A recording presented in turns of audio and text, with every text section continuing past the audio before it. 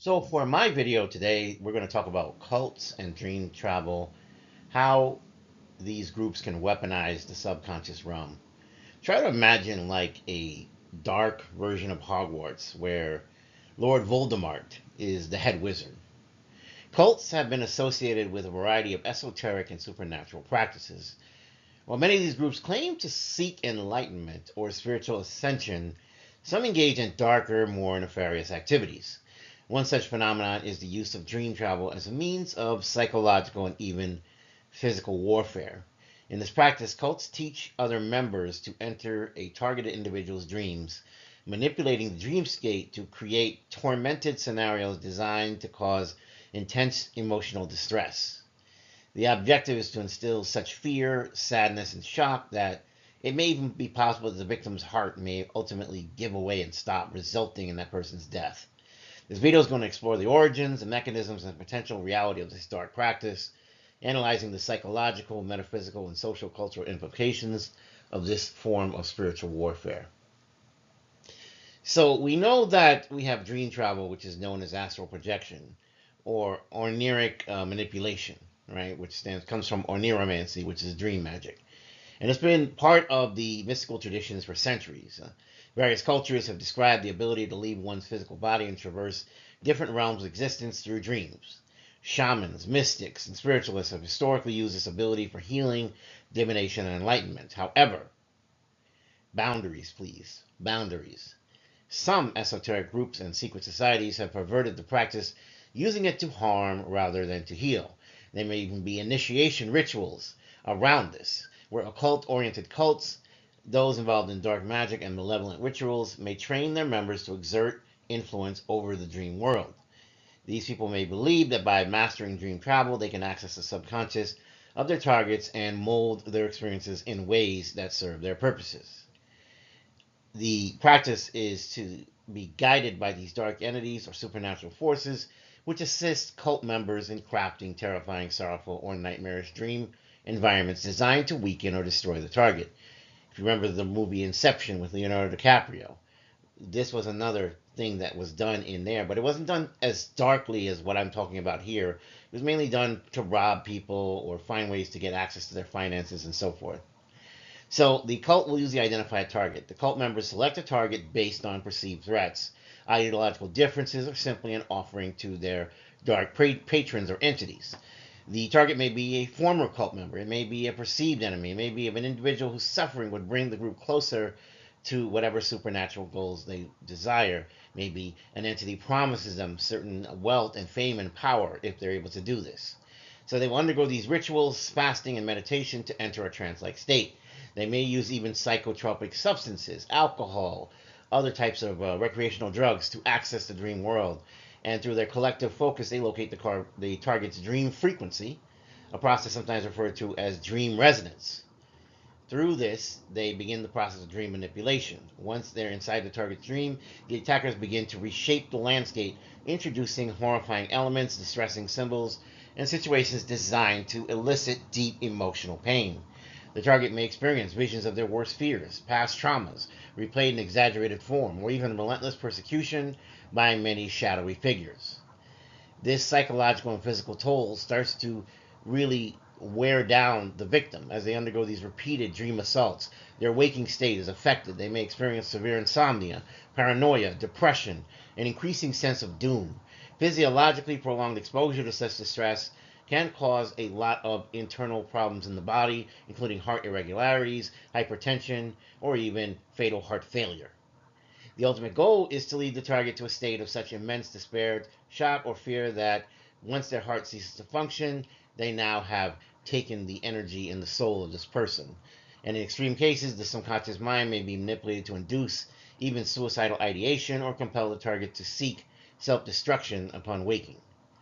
There are case studies around these incidents that have been alleged over the years, and obviously, while science doesn't necessarily believe in magic or dark magic or the occult, these scarce cases do make some books over the years where you have different cultures talking about individuals experiencing these extreme threats during sleep. Many spiritual traditions speak of witches, sorcerers, and cultists attacking individuals in their dreams, causing certain types of shock and organs shutting down within the person. One modern example comes from the survivors of alleged cult practices who report recurring night terrors with similar patterns, shadowy figures, suffocating entities, and environments that are engineered to invoke despair.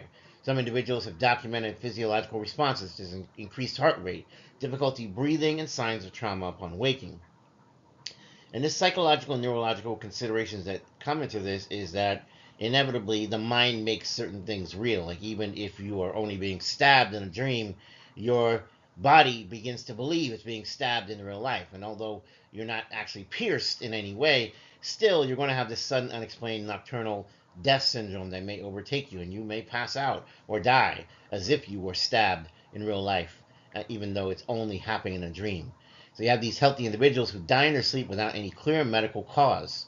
Some researchers theorize extreme stress responses in the subconscious state could trigger fatal cardiac events. My mother, for example, passed in such a way. She checked into a hospital one evening, was going through routine tests, and then died overnight. Sleep paralysis is another thing that comes up. And this is a neurological condition that's very similar with many dream-based attacks. Victims of sleep paralysis often report encounters with malevolent entities, overwhelming dread, and an inability to wake fully.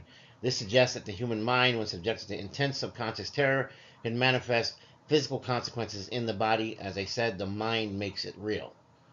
You have these cultural and historical precedents as well that occur. These supernatural attacks and dreams are fairly not new.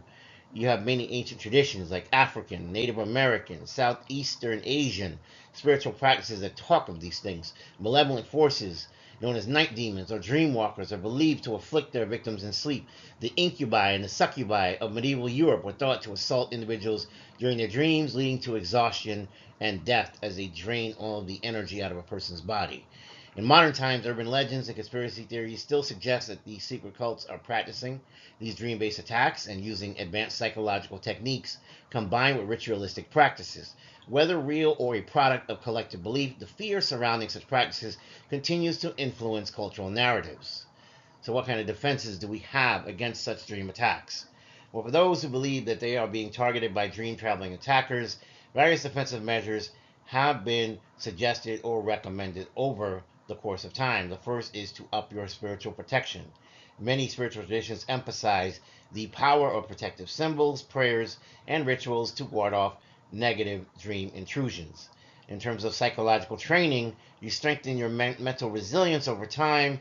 You use lucid dreaming techniques to take control of your dreams, recognizing the attacks and counteracting them as may be over time.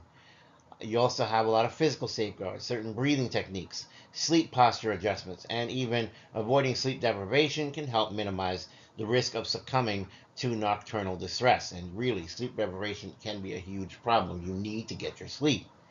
So when you're seeking external help, you need to consult possibly with dream therapists, you need to consult with spiritual advisors, you need to talk to psychological professionals, and they can provide coping mechanisms and methods to break the cycle of recurring night terrors. In conclusion, the use of dream travel as a weapon by cults represents one of the darkest intersections between mysticism and psychological warfare. Whether viewed through a spiritual lens or through a scientific perspective, the impact of such practices on the mental and physical well-being of many individuals is undeniable. While empirical evidence may remain elusive and science may not necessarily have full explanations for these things, the presence of similar narratives across cultures suggests a deeply rooted fear of unseen forces from the hidden realm manipulating the dream realm. Understanding and addressing this phenomenon requires a multidisciplinary approach, blending psychological study, historical research, as well as spiritual awareness to illuminate the mysteries of the subconscious battlefield. From my own personal experience, I've been subject to dream attacks ever since I was a child, and I realized that I've been targeted because I have many gifts. And unfortunately, that's one of the things that occurs in this world is that when you have some sort of blessing with the Most High, at some point, the work that you do, whether you know it consciously or not, is going to help the world and raise the vibration. But when you are part of that, when you're part of that high vibrational assistance to the world, you're going against what the dark forces want. And again, I don't like to bicker over terms of like, well, who's Lucifer, who's the devil, or whatever. Because again, people have their viewpoints on whether or not the devil is in fact the ultimate source of evil or not. Call this entity what you will. The Lord of Darkness, the Lord who is over all things evil, so to speak, that goes on in the world. You can't deny that. You may bicker over what the name of that person is or that entity is, but nonetheless, that person exists as the king of these dark things, and there are demons and underlings that work in that world on behalf of that particular dark evil entity. And so you're going to have a lot of groups that are dedicated, that have sworn their loyalty to this extreme dark evil entity, and that want to receive blessings and want to receive things in return, things that are promised, so that they then can live a better life. Think of it as if you were in the Matrix with Neo and Morpheus, and you have your Agent Smiths, and you have the architect, and you have all these dark forces that are trying to keep people asleep and in the matrix, and they don't want them to wake up. Then you're going to be sending out your forces to try to do everything in your power to stop those that have a certain light within them, stop those that can liberate people, that can free them from their slumber. People like Neo and people like Trinity. And so as a result, they will do everything in their power to stop these people because they're messing with the rotation. They're messing with the game plan. The world doesn't get to go on being dark and lost and ignorant if certain people are allowed to exist, and so those people will become targeted. So my biggest suggestion with that is to connect with your ancestors. Your ancestors are one of your greatest teams out there. I mean, the Most High God will also send angels and archangels, and they will send spirit guides and ascended masters. But also your ancestors are also a force to be reckoned with, and they've got your back. And the more that you're in tune with them, and the more that you're aligned with them, the more that you will have an entire army behind you that will help keep you safe even during the darkest moments. So remember that you can get past these dream attacks. You do not have to succumb to these dream attacks. You can do better. You can fight back.